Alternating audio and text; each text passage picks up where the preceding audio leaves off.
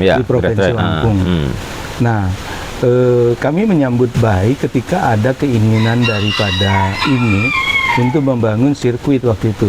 Artinya akan menyalurkan bakat-bakat yang ada di masyarakat. Anak-anak muda Gen Z lah kalau sekarang nih ya. Itu tersalur pada tempatnya begitu. Jangan melakukan kebut-kebutan di jalan yang akan membawa dampak kepada orang lain gitu, masyarakat dan orang lain. Nah, disitulah akhirnya kami sepakat agar itu. Tetapi yang kami kaget tiba-tiba sekarang masih berbuntut adanya masalah.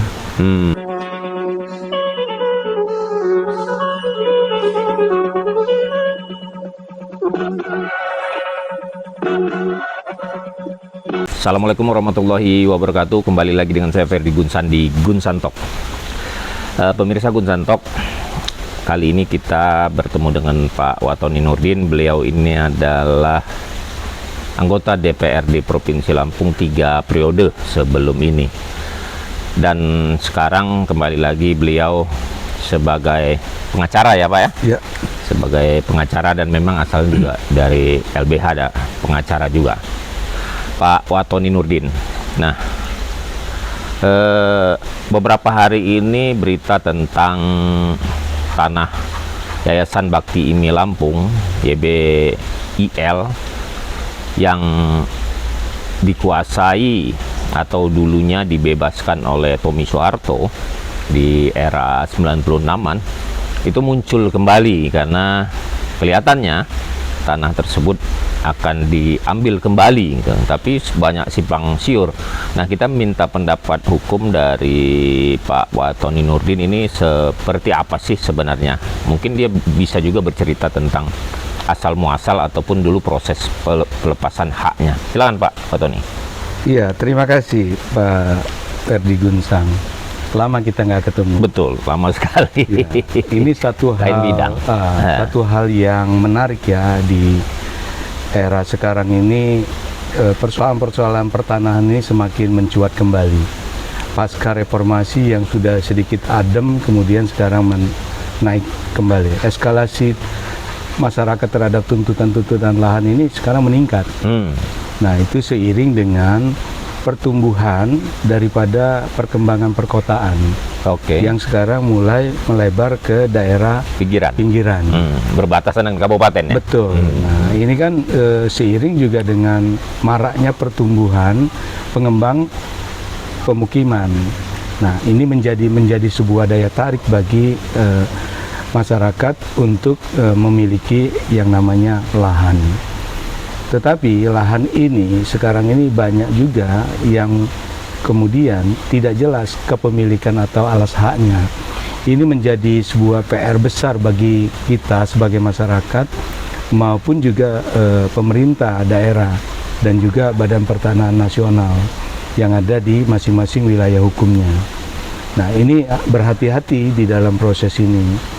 Nah, seiring dengan itu maka pemerintah juga harus lebih mampu melakukan pemetaan terhadap daerah-daerah yang sekarang ini sudah tertata dengan rapi berdasarkan dokumen tata ruang yang ada.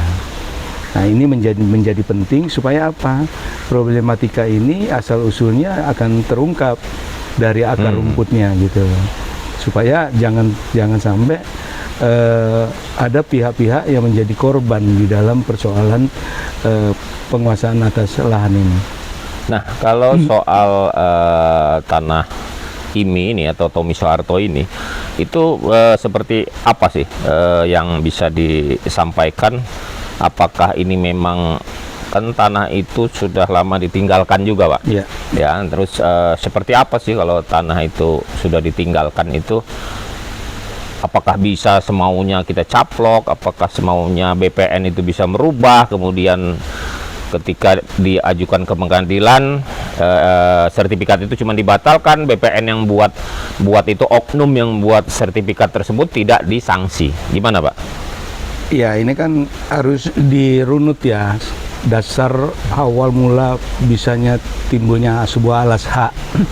Yang pertama jelas itu kan ada tanah negara dan ada tanah masyarakat adat dahulunya. Setelah reformasi, makanya Pak Karno waktu itu pada masa pemerintahan Orde Lama itu akan dilaksanakannya yang namanya land reform. Land reform. Land oke. reform itu adalah melakukan penataan ulang terhadap lahan-lahan yang ada dan juga terhadap lahan-lahan perkebunan yang dikuasai oleh pemerintah Belanda saat itu.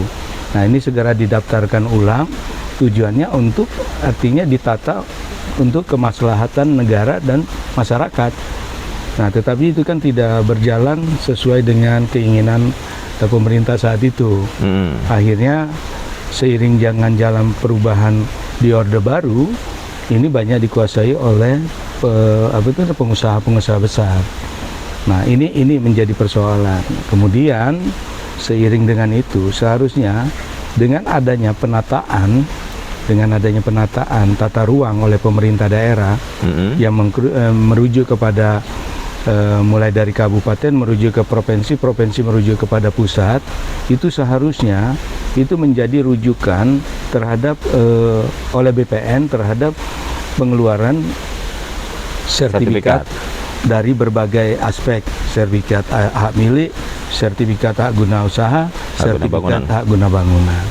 Nah, jadi merujuk pada sisi itu sehingga nantinya tidak akan menimbulkan masalah di kemudian setelah terbitnya sertifikat itu atau pada saat pengurusan sertifikat itu. Nah, ini menjadi persoalan yang terjadi selama ini. Di satu sisi lahan-lahan yang sekarang ini banyak juga lahan yang ditinggalkan oleh pemiliknya karena mereka ada di luar wilayah itu. Nah, itu yang dinamakan tanah absente. Tanah absenting ya. Nah, absente. Nah, itu biasanya dia apabila memang tidak dipergunakan, maka itu bisa dirujuk oleh pemerintah untuk diambil alih. Gitu. Dirujuk oleh pemerintah yang ambil alih ya. Mengambil alih. Bukan diserobot masyarakat gitu, bukan? Bukan. Oke. Jadi bisa diambil alih, kemudian bisa didistribusikan oleh pemerintah. Didistribusikan. Nah, didistribusikan oleh pemerintah dalam hal ini misalnya kalau ada yang ingin menggunakannya ya melalui prosedur yang benar gitu. Tapi bukan diambil jadi hak milik, bukan? Bisa beragam, bisa jadi hak milik, bisa jadi hak guna usaha, bisa jadi hak guna bangunan. Tapi harus memenuhi syarat yang itu tanah ke pemerintah dulu berarti ya, bukan Betul. langsung kita ambil serobot gitu, bukan? Tidak. Nggak bisa ya seperti itu.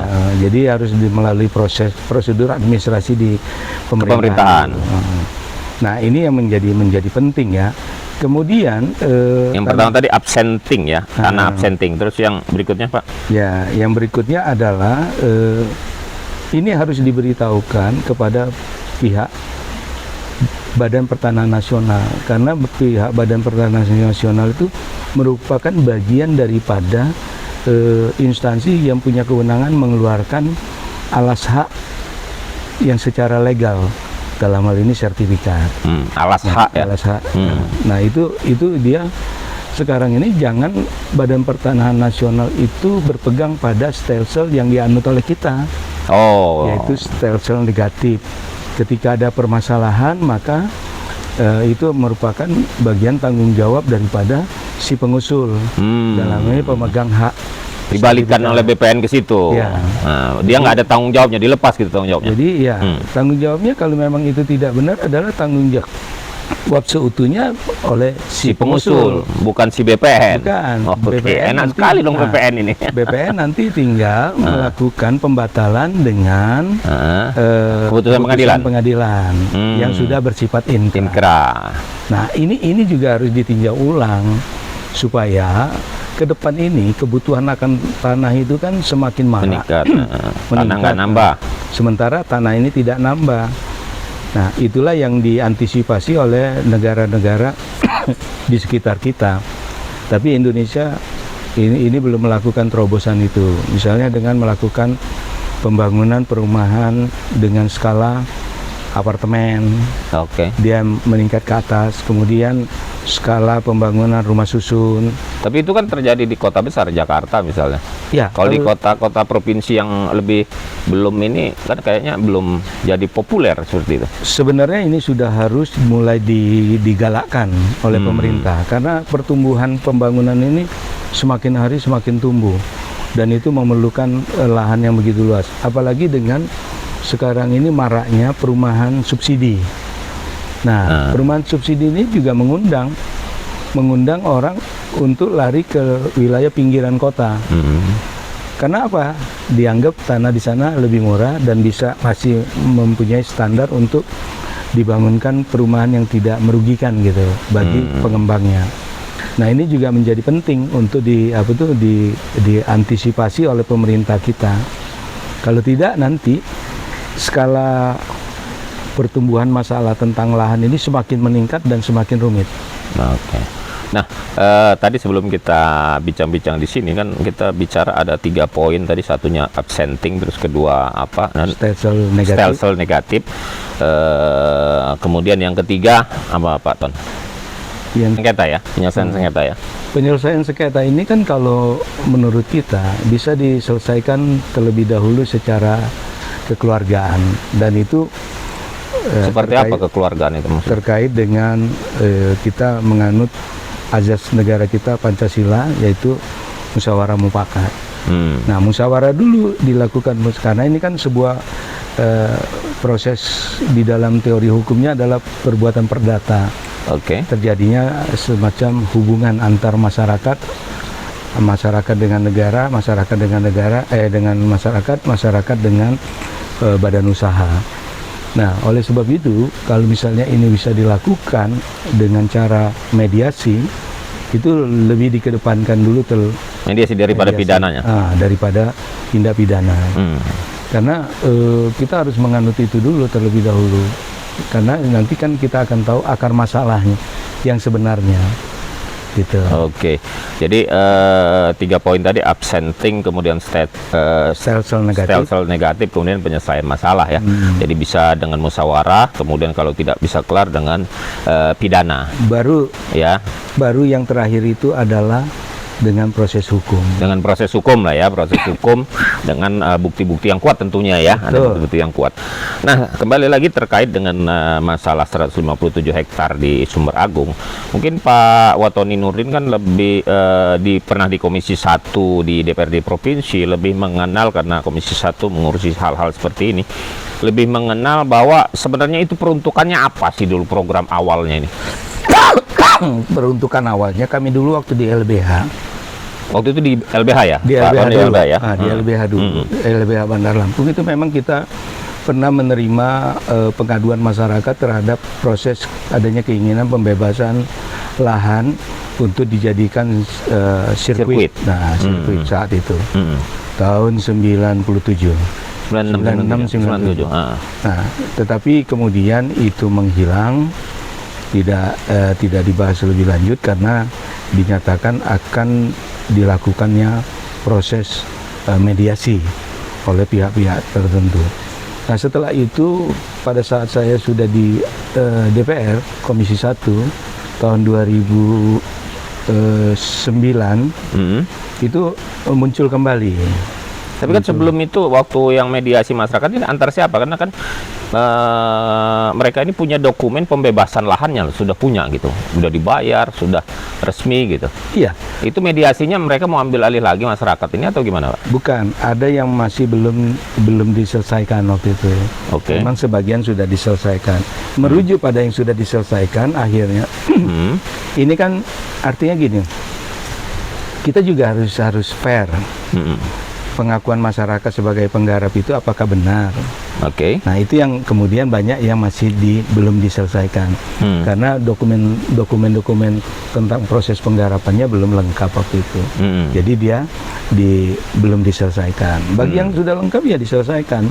Nah, itu yang melapor kepada kami. Akhirnya yang melapor itu di Komisi 1 ini yang ini masyarakat. Tapi akhirnya kan diselesaikan semua.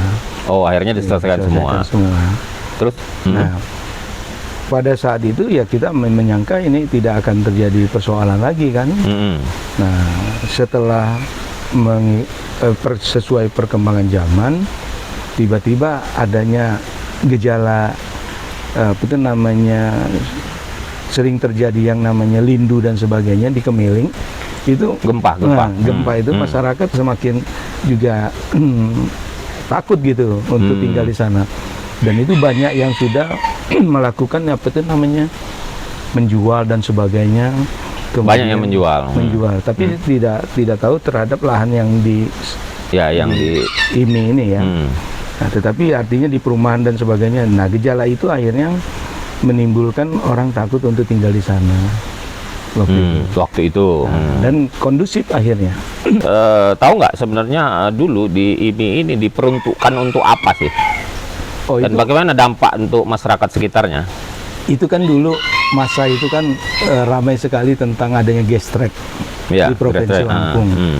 Nah, kami menyambut baik ketika ada keinginan daripada ini untuk membangun sirkuit waktu itu. Artinya akan menyalurkan bakat-bakat yang ada di masyarakat. Anak-anak muda Gen Z lah kalau sekarang nih. Itu tersalur pada tempatnya begitu. Jangan melakukan kebut-kebutan di jalan yang akan membawa dampak kepada orang lain gitu, masalah dan orang lain. Nah, disitulah akhirnya kami sepakat agar itu. Tetapi yang kami kaget tiba-tiba sekarang masih berbuntut adanya masalah. Yang kami pikirkan dahulu, pertama dengan kehadiran sirkuit itu akan mempercepat proses pembangunan di wilayah itu dan sekitarnya. Yang kedua akan memberikan masukan pendapatan daerah dari misalnya sektor wisata dalam hal ini hotel, rumah makan, kemudian souvenir di tempat wisata dan sebagainya. Nah, itu pikiran positifnya waktu itu. Nah, kami tidak melihat kepada ini Komisi 1 ya? Waktu itu Komisi 1 ya? Oke. Nah, akhirnya kita menilai ini dampak seperti ini adalah dampak yang baik gitu. Sehingga bisa menyalurkan namanya bakat-bakat Gen Z. Daripada balap-balapan di jalan ya malah bahaya ya. Karena dulu memang benar Pak Ferdi. Dulu memang sering terjadi balapan di jalan itu mulai jam 11 malam ya. Jalan Kartini, Raden Intan. Nah, itu belum ada yang namanya apa itu namanya Sultan Agung dan sebagainya. Iya. Belum ada jalan itu ya. Jadi itu, dan kadang-kadang kita mendengar kecelakaan dan merugian pihak lain, itu menjadi persoalan. Nah, dengan adanya itu tersalurkan. Contoh sekarang Mandalika, daerah yang begitu sepi sekarang nggak dijamah, jadi internasional. Dan sekarang mendatangkan investasi yang cukup baik untuk wilayah situ. Ya itulah tugasnya pemerintah ya, artinya ya, bukan soal investasi itu rugi untung ruginya kan, tapi dampak ke depannya kan. Dampaknya yang harus dilihat. Maka itulah makanya setiap proses pembangunan harus dilengkapi dengan sertifikat AMDAL itu. Dampak lingkungan. Dampak positif dengan dampak negatifnya. Nah, Pak Watoni kan di Komisi 1 ya sebelumnya itu ya. Itu membidangi apa Pak? Membidangi pemerintahan, hukum dan pertanahan. Jadi kelihatannya lebih memahami nih soal tanah nih. Dan soal hukum dan pertanahan, kemudian dampak dari apa tadi, dari sirkuit itu ada dampak sosialnya. Nah, kalau kemarin kan Dinas Lingkungan Hidup Provinsi menutup karena nggak punya izin. Di lingkungan sana masuk areal ini yang sirkuit ini itu kan ada bukit yang digerus sudah beberapa tahun gitu, rencana untuk perumahan. Bagaimana Pak Watoni melihat ini ya, karena Dinas Lingkungan Hidup baru saja menutup gitu, padahal ini kan kelihatan tuh tampak mata gitu, udah bertahun-tahun tidak ada income mungkin untuk pemerintah Galian C, atau ada income untuk oknum gitu. Gimana ngelihat ini? Ini sekarang ditutup, disuruh beresin izin-izinnya, sementara tanahnya kan ada sengketa nih gitu. Iya, ini kan akhirnya sekarang proses di tanah ini kan menjadi kompleks persoalan. Mulai dari persoalan perizinan, persoalan lingkungan, kemudian persoalan hak milik. Nah, ini menjadi menarik sebenarnya. Ketika misalnya memang dulu IMI sudah melengkapi yang namanya sertifikat AMDAL-nya, maka semua itu sudah tercover di situ tentang berdampak positif negatifnya dan seterusnya. Kemudian bagaimana akan mendatangkan keuntungan bagi daerah. dengan akan menyerap tenaga kerja dan sebagainya. Itu semua sudah terlihat. Nah, sekarang baru pemerintah tergagap-gagap mengeluarkan larangan. Nah, ini kan karena tidak ada izin. Nah, ini kan sepertinya kita memang selalu seperti pemadam kebakaran. Setelah kebakaran baru mau disiram, bukan dicegah terlebih dahulu. Nah, akhirnya sebenarnya sekarang lebih enak dengan adanya perizinan satu atap. Itu memudahkan gerak investor ataupun siapapun yang akan melakukan usaha untuk melakukan yang namanya pengurus perizinan. Nah, oleh sebab itu saya juga agak kaget ini kalau dari Pak Perdi, Dinas Lingkungan Hidup sekarang menutup wilayah itu. Iya, ditutup wilayah yang ini yang dikeruk ini. Ya. Padahal itu kelihatan dari jalan raya itu. Iya, kalau misalnya seperti itu kenapa tidak dari dahulu kan gitu. Nah, karena kalau galian kan ada pajak, bukan retribusi. Galian C kan Pak, untuk pemerintah kan. Iya. Nah, kalau dia nggak ada izin kan tentunya nggak ada uang masuk nih. Oh, iya dong. Ya bisa jadi kan ada oknum yang bermain di situ karena membiarkan. Nah, proses pembiaran ini jadi menarik apa yang disampaikan Pak Perdi ini. Karena yang namanya pemerintah itu harus responsif ya terhadap semua masalah. Jika itu adalah proses yang harus dilakukan dengan cara-cara legal, maka dia seharusnya dilakukan yang namanya proses perizinan. Nah, proses perizinan itu siapa yang akan melakukan? Tentunya ada instansi tertentu. Sekarang udah dikelola oleh perizinan satu atap. Jadi semua sudah lingkup situ, enak jadi. Nah, oleh sebab itu sekarang pemerintah ini harus pandai melihat wilayah yang sudah dipetakan itu terhadap peruntukannya. Ya. Jadi sehingga kalau misalnya tata lingkungan, tata kota. Tata kotanya, kalau misalnya dia sudah paham akan ini tidak bersesuaian, maka dia harus secepatnya ditindak atau diperingatkan. Begitu. Terakhir. Yang terakhir Pak, itu kan berbatasan dengan Tahura ya, Taman Hutan Raya di ujung kota Bandar Lampung berbatasan dengan Tahura. Bagaimana pendapat Pak Watoni? Itu baiknya kan itu ada apa ya, tempat resapan, kemudian ada juga untuk tahanan air ya supaya nggak banjir. Itu baiknya di sana apakah memang harus dibangun perumahan yang airnya itu kan tinggi bisa jatuh ke Bandar Lampung? Ya, sebenarnya kalau di Tahura itu kan sudah jelas mengacu kepada Undang-Undang Kehutanan ya. Kalau yang namanya Taman Hutan Raya itu kan dia harus penggunaan terhadap lahan itu benar-benar dia harus berdasarkan perizinan yang jelas dari Kementerian Kehutanan. Nah, dengan perbatasannya dengan adanya perbatasan itu juga tata kota harus melihat akan merusak fungsi air tanah apa tidak adanya pemukiman di wilayah itu. Selama itu tidak merusak tata laksana air bawah tanah. Tanah milik Yayasan IMI Lampung. Wabillahi taufiq wal hidayah. Wassalamualaikum warahmatullahi wabarakatuh.